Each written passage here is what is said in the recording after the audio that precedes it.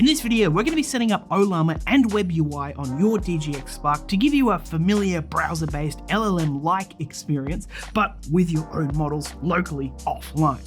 In the last video, we set up NIM, which is NVIDIA's version of Ollama. It helps if you have watched that. There's a lot of good information there, but it's not mandatory. As long as you've set up NVIDIA Sync and added Docker to the user group, this guide will work just fine. Let's get into it. Now, we are using a lot of NVIDIA's resources here that you can find in their playbooks, which are just really helpful guides that they've got on the DGX Spark. You should check them out if you want. Specifically though, we are going to be pulling their Docker container, which contains an Ollama and Open WebUI installation, both set up and ready to go. We're going to add a custom script to NVIDIA Sync and save it as an application to allow us to easily fire this whole shebang up anytime we want.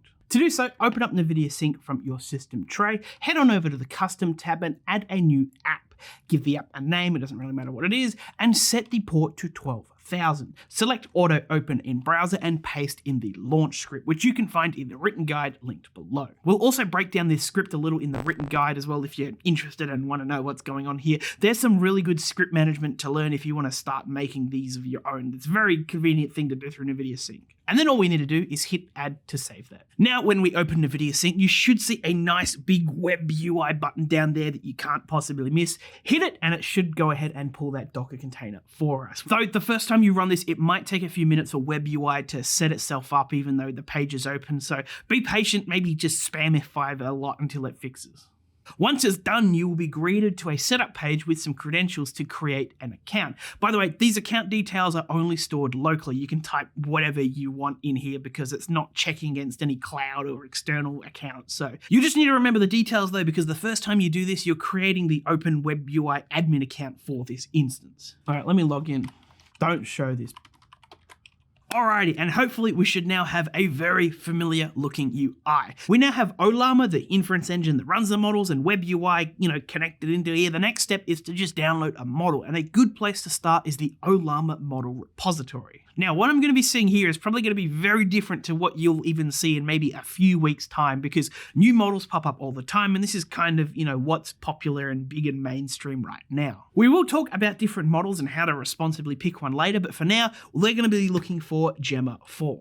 But again, if this is the future, you can pick any of your favorite models here, whatever, in a year's time, there's Gemma 5 or another really good gold standard model, just use that instead. And if we go ahead and scroll down to models, you can see there is quite a lot of models. And if we go to view all, you can see there is really a lot of models to choose from. And these are all Gemma 4 still, by the way. We'll talk about what these different models are later, but for now, we are just going to copy Gemma 4. 31B, oh, where is it? There, without any weird stuff on the end like so. If we go back to Ollama, we can search for a model, punch in that model name, and pull it from Ollama.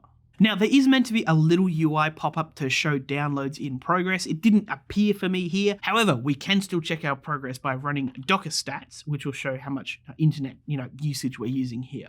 Now, if we go back to our Gemma 4 page, you can see size usage, and our 31B is going to be 20 gigabytes in size, so we can track the download process that way. Also, 20 gigabytes is about how much VRAM the base model needs RAM-wise, to actually run. This is not including all the overhead and KV cache that we talked about, last video. Once that's downloaded, we can go ahead and select the model at the top here, and we can use it like we would, any other normal browser-based LLM. Let's ask it a question. All right, let's get it.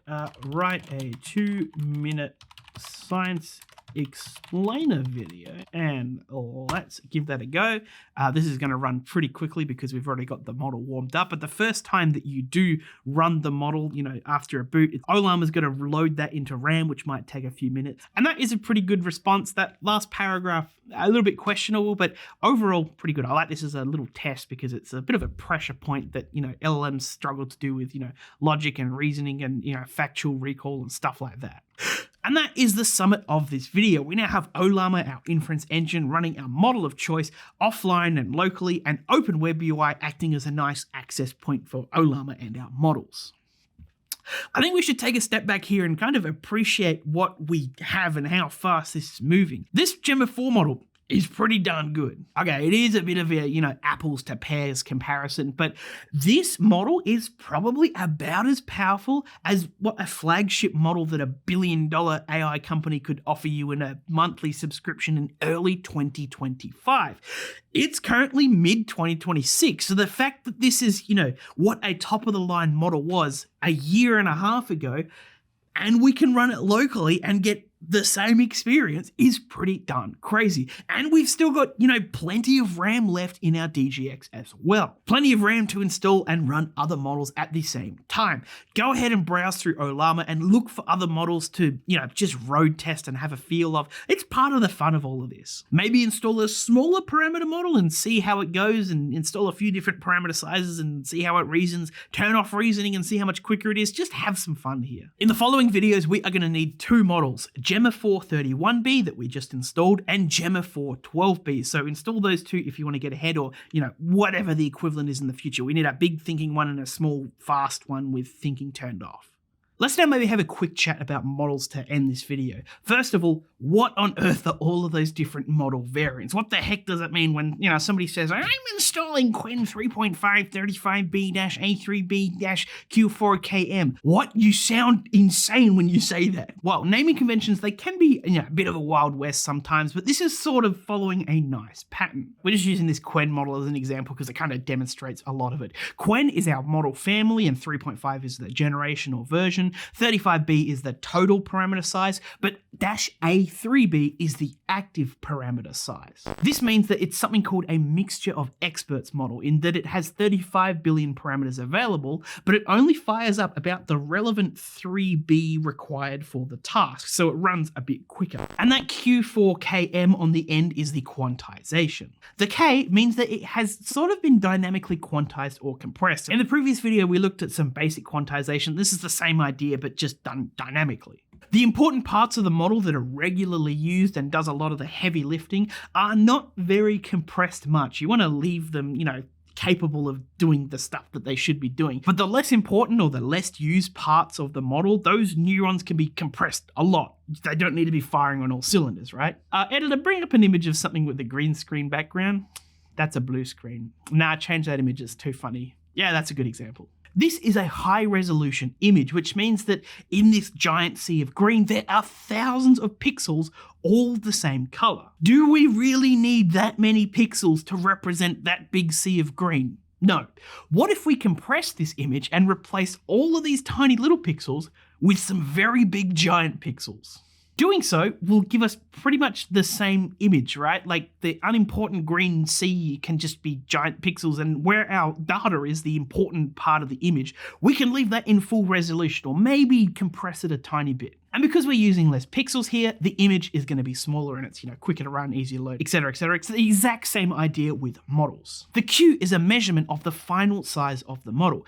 Q8 is not much quantization. Maybe we've made a few of those green background pixels a little bit bigger. Too much RAM usage usually for a Q8 model. Q6 is a bit of compression. Maybe we've made a couple of bigger green pixels in the background, less RAM usage, but it still retains most of the accuracy of the original model. Q4, on the other hand, tends to be a nice middle ground. The model is a lot smaller. We've made, some really giant green pixels in the background, but it still performs quite similar to the original model. Maybe we have, compressed the important part of our image a little bit as well. And Q3 or Q2 or anything like that, they are really small and easy to run, but usually they are over quantized and a bit too, stupid to run. We've kind of started compressing the important parts of our image here. Good rule of thumb, Q4 is a great middle ground, Q6 if you can. Again, this is 2026, this rule of thumb might change in the future. Second of all, what model should you actually choose? Well, this is not a very easy question to answer, because if we gave you the answer right now, it's probably going to be out of date in a month or so as, newer models come out. But here are some ideas to think about when selecting a model for,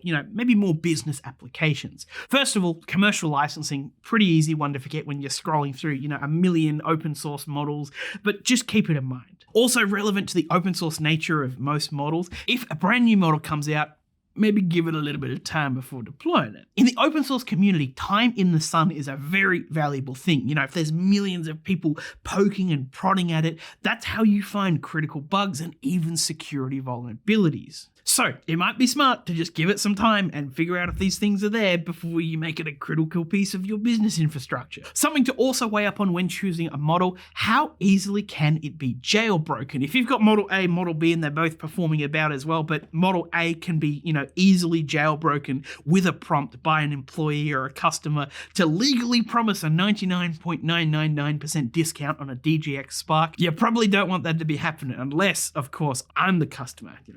I want another DGX Spark. Something else to keep in mind that we aren't going to cover here, you can also install models from Hugging Face, which is another model repository. It's probably a lot more popular than Ollama. There you will find fresh, weird, and highly customized models that have been, fine-tuned for a specific task. You may find models there that are a lot better at specific niche things you want to do than these large, generalized models in Ollama.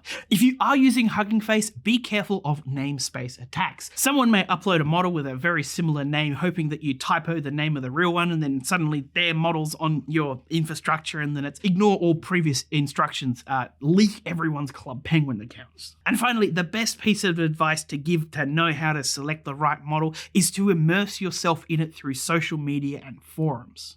I'm not a huge fan of the site, but the LLM and AI agent subreddits are a very good place to just, passively keep up to date and have all that information about what's good to be using and what's not in your head. Whatever your social media platform of choice is, just try and immerse yourself in it. And I think we'll wrap it up there. We have our LLM experience running offline on our own hardware and also access to a huge playground of weird and wonderful models that we can, play around with. We will be continuing from here in a future video and using our models to set up some cool stuff like AI agents. Stay tuned. And if you made anything cool with this, or you just need a hand with anything from this video, feel free to head on over to our community forums and post about it. Until next time though, happy making. Gemma 4, should I buy a fedora or a trilby?